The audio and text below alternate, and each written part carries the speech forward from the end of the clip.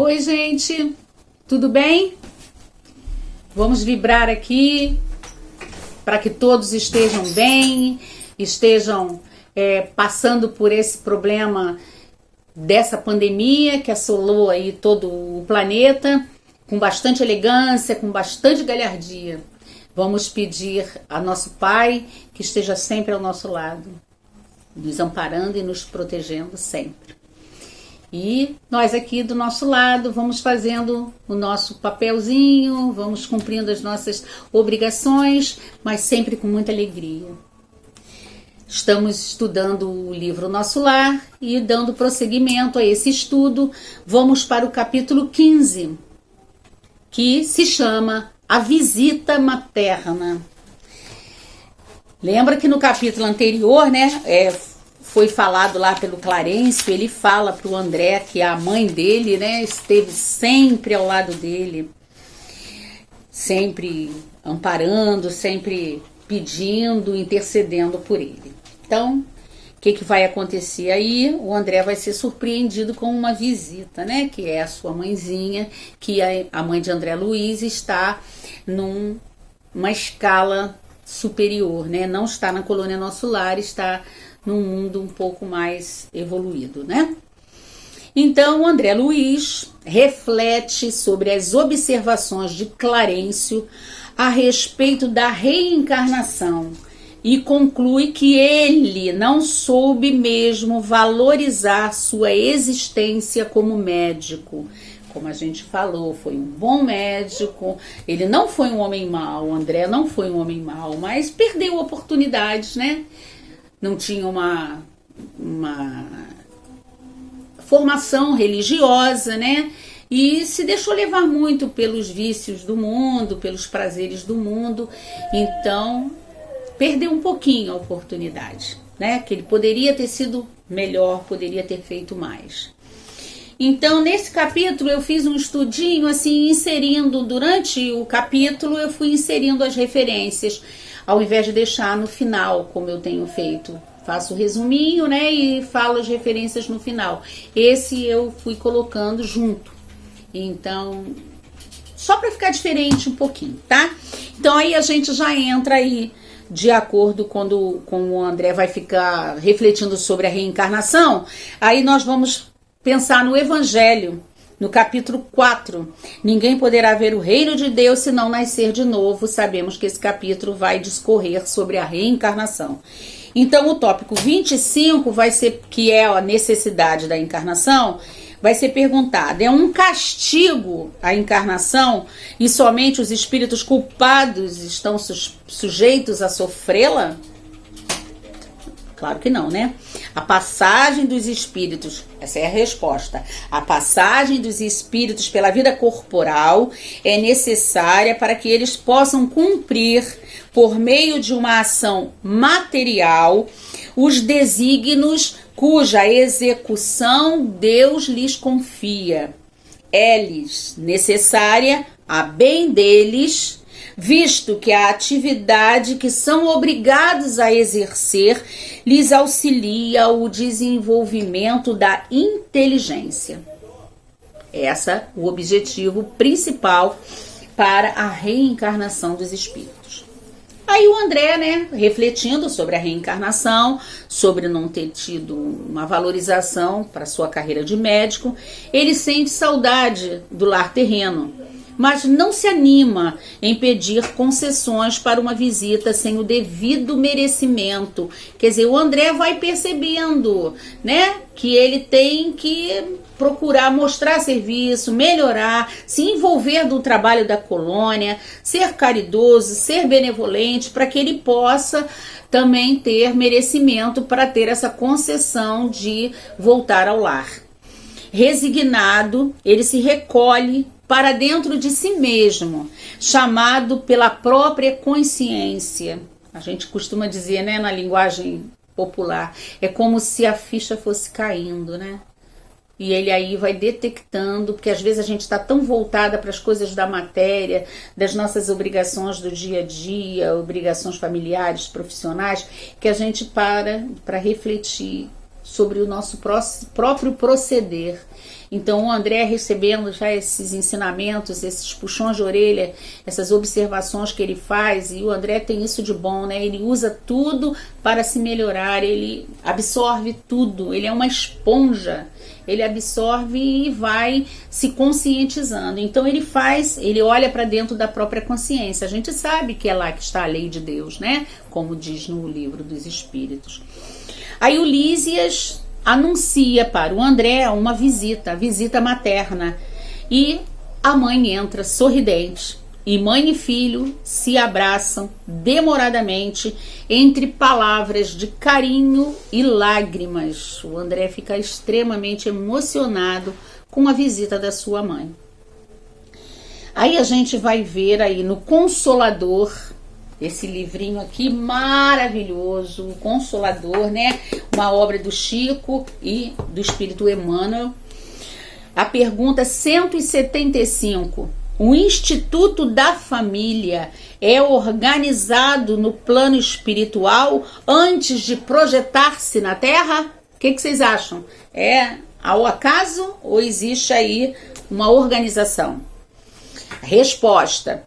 O colégio familiar tem suas origens sagradas na esfera espiritual. Em seus laços reúnem-se todos aqueles que se comprometeram no além a desenvolver na Terra uma tarefa construtiva de fraternidade real e definitiva. Então, é no mundo espiritual que é elaborada toda essa organização para propiciar a todos nós um reencontro, um auxílio mútuo para consertarmos aí e apararmos as nossas arestas. Continuando no capítulo, a veneranda senhora se apresenta tal como ele a conheceu na vida material, de vestido e de meias de lã, matilha azul, quer dizer, uma echarpezinha, né? Cabelos com fios brancos, de rugas e com o olhar doce e calmo. Interessante isso, né? Aí nós vamos usar como referência, pela primeira vez aqui no 15º capítulo do André Luiz, nós vamos usar o livro dos médiuns, capítulo 8, tópico 128, que é do laboratório do mundo invisível. Por que que a mãe do André Luiz, ela não tá mais encarnada, ela está no mundo espiritual, até numa escala evolutiva superior a ele? Como é que ela se apresentou para ele, idêntica como ele lembrava dela nos tempos da sua infância, no tempo da sua mocidade? Então a pergunta é a seguinte: o perispírito, né, vai falar aí sobre o vestuário. Por que que ela se apresenta assim? Então, o perispírito toma a aparência de vestuários semelhantes aos que o espírito usava quando vivo. Na quarta pergunta, vai ser dito na resposta também com relação a esse mesmo assunto. Os espíritos têm um poder que nós, né, simples mortais ainda, estamos longe de suspeitar. Podem, pois, eles concentrar a sua vontade, esses elementos, e dar-lhes a forma aparente que corresponda a dos objetos materiais. Então, o André está ali em processo de aprendizado, recém-chegado à colônia, e ele tem esse merecimento, essa benesse de receber a visita da mãe. Ele tem e ela também, né? Que ela também sempre estava intercedendo por ele. Então ela se apresenta de acordo com a vontade dela, ela modifica a sua aparência, ela se apresenta como ela era enquanto mãe dele, para se tornar reconhecível de pronto, para deixá-lo mais à vontade, para deixá-lo mais acolhido, mais amparado, certo? Porque era disso que ele estava precisando naquele momento. Ele estava refletindo muito, se arrependendo um pouco sobre a sua prática enquanto encarnado, por reconhecer que poderia ter feito mais. Então ele estava num momento delicado, ele estava fragilizado. Então a presença da sua mãe, recordando todo aquele amor, todo aquele afeto, porque é dito, né, na obra que essa mãezinha, ela sempre foi uma mãe muito dedicada, muito carinhosa, muito maternal. Então isso era o porto seguro, era o remedinho que o André precisava naquele momento. Então ela precisava se apresentar como ela era, para dar tranquilidade para ele. E como nós já vimos, qual é a ação, o espírito, né? Ação e pensamento e vontade. Pelo pensamento e pela sua vontade, ela plasmou em si mesma a mesma aparência que ela tinha enquanto mãe de André Luiz. Ok? Continuando no capítulo do livro Nosso Lar. O filho, ao sentir o afago e a segurança que a genitora lhe oferece, desaba em lamentações dolorosas, esquecendo os conselhos experientes de Lísias e de Clarencio, para que não reclamasse mais, não é isso? Carinhosamente, sua mãe lembra o que ele já ouviu sobre o prejuízo que as queixas íntimas causam. Olha isso aí para nós, ó. E pede para agradecer a bênção da reaproximação, dizendo-lhe que nem sempre soube orientá-lo como devia e que o indispensável, antes de tudo, era atender ao Criador. Quer dizer, ela mesmo tendo sido registrada na bibliografia de André Luiz que ela foi uma mãe maravilhosa, mas ela, olha só, aquele desejo de sempre ser melhor, ela gostaria de ter sido melhor. Ela diz aqui que nem sempre soube orientá-lo como devia, mas ela deu o seu melhor, né? Mas ela, querendo se superar, ir além, ela faz essa reflexão, tá? Uma coisa também que eu estava aqui pensando, né? É claro que a gente reconhece, a literatura espírita traz isso pra gente. Às vezes a gente, em alguns casos, a gente já viu assim, de pessoas que estão numa roupagem física, numa roupagem terrena, ou até numa roupagem espiritual diferente daquela que foi conhecida de fulano. Espírito A, espírito B. É claro que a sintonia, a afinidade vai demonstrar aí que existe uma ligação entre aqueles dois espíritos, não é isso? Mas o André não está ainda nesse ponto de evolução espiritual para poder, né, passar por isso, de compreender isso. Então, ao olhar para a mãe, o primeiro impacto não é a sintonia do amor, não é a sintonia mental que ele está desenvolvendo, mas ainda não desenvolveu completamente. A primeira coisa seria realmente o visual, o impacto de observar a mãe. Por isso, ela está como ela era. Ela não está lá no mundo espiritual como ela foi a mãe do André Luiz, né? Ela está com alguma outra aparência perispiritual que não nos é relatado. Mas ela faz isso para poder estar mais igual a ele e cativá-lo melhor, recolher ou acolhê-lo melhor. Então, eu vou aqui de novo para o Consolador. Pergunta 189. Que deve fazer a mãe terrestre para cumprir evangelicamente os seus deveres, conduzindo os filhos para o bem e para a verdade? A gente procurou essa referência no Consolador em cima da reflexão que a mãe do André Luiz faz aqui, dizendo que poderia ter orientado ele mais do que orientou. Então, deve compreender, antes de tudo, que seus filhos, primeiramente, são filhos de Deus. Não é nosso, é nosso temporariamente. Desde a infância, deve prepará-los para o trabalho e para a luta que os esperam. Incentiva-o a que aproveite o tempo sem lamentações, né? A mãe do André, depois dessa reflexão aqui, depois dela dizer que não achava que não tinha orientado ele o suficiente, ela o incentiva a que aproveite o tempo sem lamentações, que trabalhe incessantemente, modifique a sua atitude mental, porque ela não pode e nem deve retroceder nas suas experiências. Ela está em um outro patamar e ela ali deve continuar avançando sempre.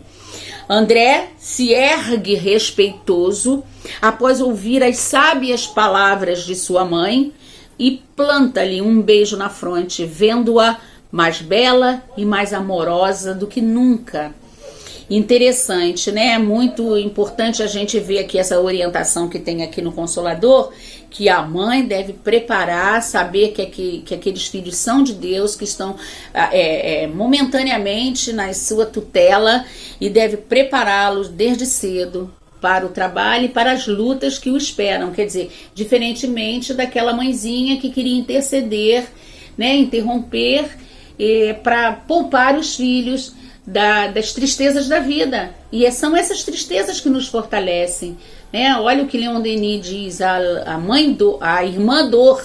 A dor nos purifica, a dor faz com que a gente observe as coisas com outro olhar. Então, essa orientação que tem no Consolador é muito interessante para nós.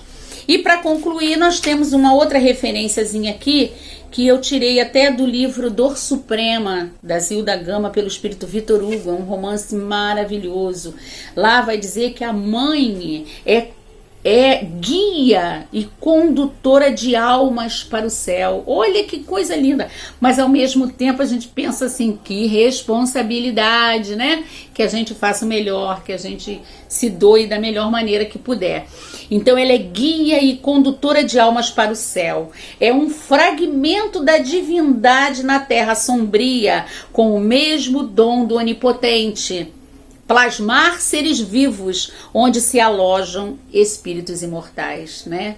Então que a gente saiba sempre valorizar o dom da maternidade, que a gente dê o nosso melhor, que a gente, às vezes, tendo mesmo os nossos bloqueios, tendo as nossas limitações, mas que dentro desses bloqueios e dessas limitações a gente faça o melhor pelos nossos filhos, orientando, preparando, auxiliando sempre, sem também interceder demais, sabendo que eles são filhos de Deus e estão sobre a nossa tutela, que Deus confiou em nós, mas que a gente saiba, o dia que tiver que abrir a gaiola, que a gente saiba que eles são pássaros independentes e que eles possam seguir o seu mesmo voo. E agradecendo sempre a Deus por essa benesse de ter o dom da maternidade para aquelas que geraram seus próprios filhos, mas que todos são mães, porque existem as mães também que não geraram, mas que geram diariamente os seus filhos adotivos, emprestados, através do amor, através do carinho, através das orientações que todos nós podemos propiciar a essas almazinhas. Muito obrigada, uma excelente semana para todos e que Deus nos proteja sempre. Graças a Deus.